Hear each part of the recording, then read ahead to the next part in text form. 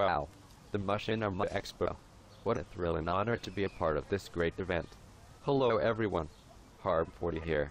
There are such a bevy of talented filmmakers out there, and it is great to see events like the Machinima Expo highlight, showcase, and bring attention to these wonderful people.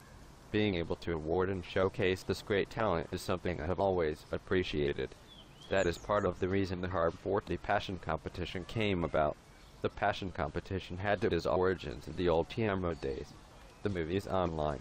It was run by Lionhead Studios, who had come out with a program called The Movies, where you run your own movie studio. But you could make films also. Some people called it a game. Others a movie making tool. That is where many of us got our start. Some then moved on to different programs called Movie Storm or iClone, Second Life, Daz, Poser, Movie Zoo. There is countless others. Blender, that people use to make their films. Is one better than another?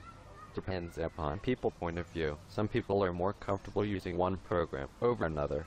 Some like using multiple programs. But the thing is, we are one big community. Enjoy watching each other's films.